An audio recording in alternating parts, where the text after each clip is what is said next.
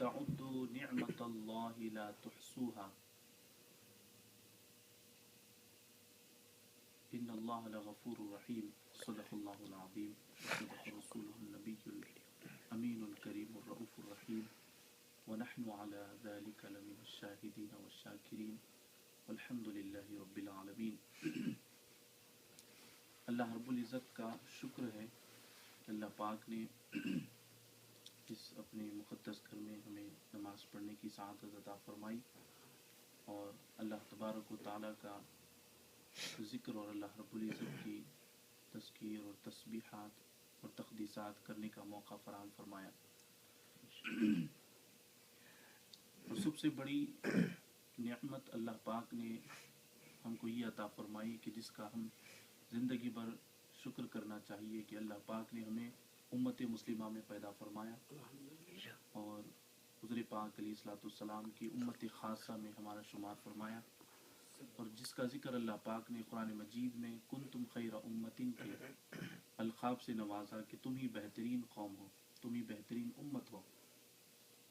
تو بندے مومن پر لازم ہے کہ وہ اللہ کی نعمتوں کو یاد کر کر کے ہمیشہ اللہ کا ذکر اور اللہ کا شکر کرتا رہے، اللہ رب العزت کا شکر ہر سانس میں کرتا رہے۔ اللہ تبارک و تعالیٰ نے ہمیں بے شمار نعمتیں عطا فرمائی کہ جو چھوٹی چھوٹی دکھنے میں تو چھوٹی نظر آتی ہیں، مگر وہ زندگی جینے کے لیے اہم اور ضروری ہے۔ جیسا کہ اللہ پاک نے ہمیں جسم کے تمام اعضاء عطا فرمائے، آنکھ عطا فرمائی، اگر آنکھ نہ ہوتی تو آج ہم اندھے ہوتے اور دیکھ نہیں سکتے۔ اسی طرح سے ہاتھ عطا فرمایا، اگر ہاتھ نہ ہوتے تو لولے ہوتے اور کام نہیں کر سکتے۔ اسی طرح سے اللہ پاک نے ہمیں پیر عطا فرمایا، اگر پیر نہ ہوتے تو ہم چل نہیں سکتے۔ اور اسی طرح سے اللہ رب العزت نے ہمیں لباس عطا فرمایا، اگر لباس نہ ہوتا تو ہم برہنہ اور ننگے ہوتے۔ اسی طرح سے اللہ رب العزت نے ہمیں عزت عطا فرمائی، اگر عزت نہ ہوتی تو آج ذلیل اور رسوا ہوتے۔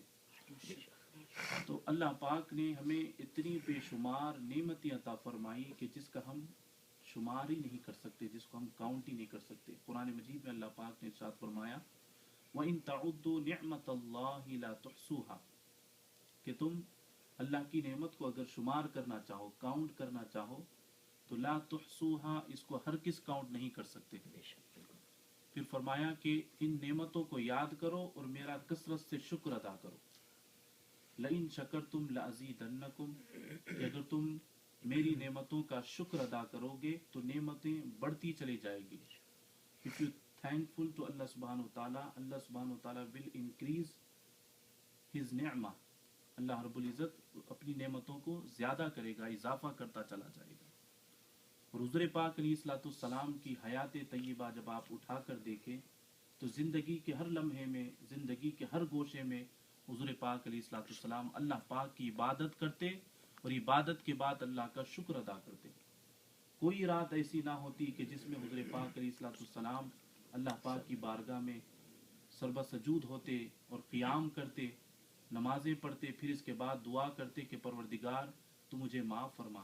حضرت عائشہ صدیقہ ام المومنین رضی اللہ عنہ فرماتی کہ یا رسول اللہ آپ تو معصوم ہیں، آپ کیوں اللہ پاک کی بارگاہ میں اس طرح سے معافی چاہتے ہیں؟ تو فرماتے ہیں کہ میں یہ چاہتا ہوں کہ میں اللہ کی بارگاہ میں سب سے زیادہ شکر گزار بندہ بنوں۔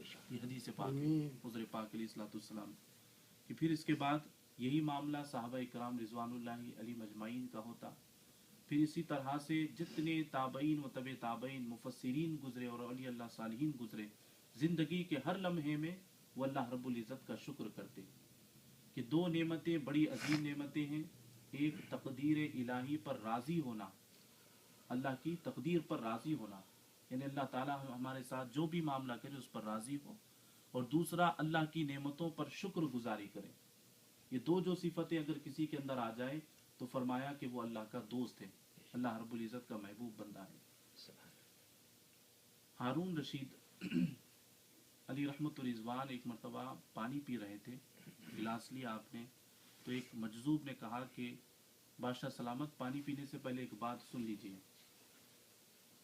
تو انہوں نے کہا کہ فرمائیے۔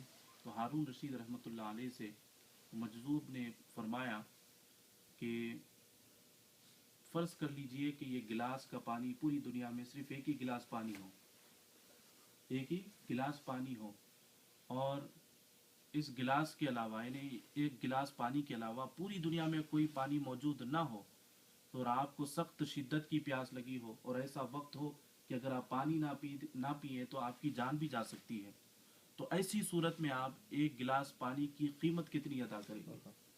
तो हारून रशीद अली रहमतुल्लाह ने फरमाया कि इस एक गिलास के पानी के लिए मैं आप अपनी आधी सल्तनत को खर्च कर दूंगा और एक गिलास पानी हासिल कर लूंगा।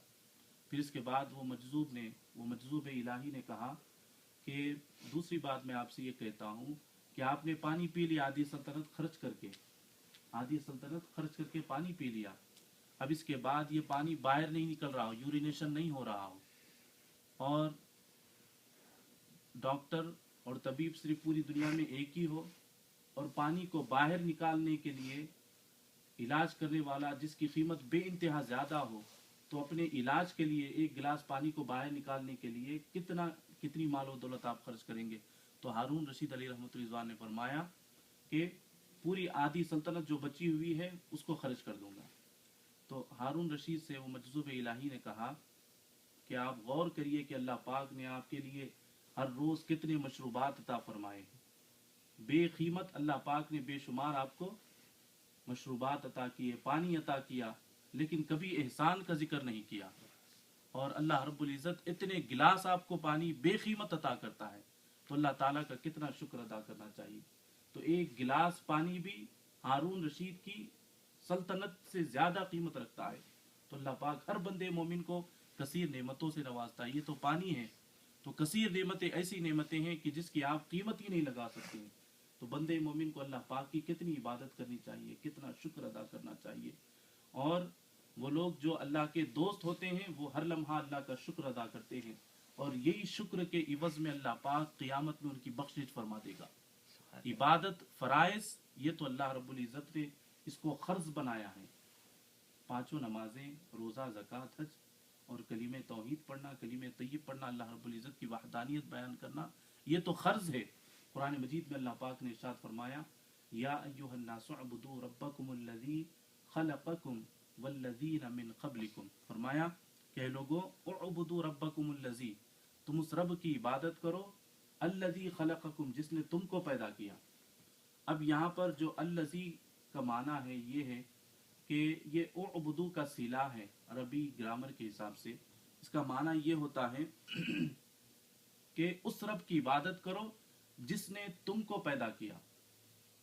तो इबादत का जो सिला है, जिंदगी भर जो हम इबादत करते हैं उसका अज्र व सवाब क्या है? इंसान की तख्लीक और पैदाइश है। यानी अल्लाह पाक ने पहले अज्र दे दिया और इसके बाद फरमा रहा है जिंदगी में कि इबादत करो। तो अज्र तो पहले ही मिल गया। वो क्या था? वो पैदाइश थी, इंसान की तख्लीक थी, इंसान की खिलखत थी। अल्लाह पाक ने इंसान को पैदा किया, ये सारी जिंदगी भर की इबादत का सिला है।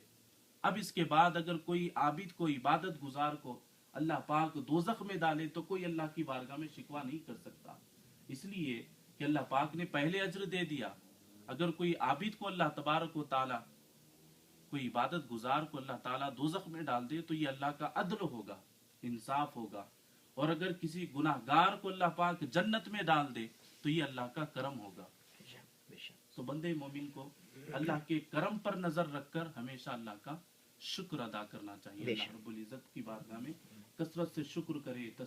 शुक्र जिक्र को कहा जाता है, यानी अल्लाह का कसरत से जिक्र करे, तस्बीहात करे। अल्लाह पाक तेरा एहसान है, तेरा शुक्र है, तूने हमें कसीर नेमतों से नवाजा, हमें वालिदैन अता किया, हमें खाने पीने की चीज़ें अता किया, हमें लिबास अता किया, हमें इज्जत अता किया, हमें जिस्म के तमाम आज़ा को सलामती के साथ अता फरमाया। हर वो नेमत अल्लाह पाक तूने अता फरमाई कि जिसकी कीमत आज हम नहीं लगा सकते हैं। अल्लाह तबारक व तआला से मैं दुआ करता हूँ कि परवरदिगार हमें तेरी बारगाह में हर लम्हा शुक्र करने की तौफीक अता फरमाए। अल्हम्दुलिल्लाह रब्बिल आलमीन।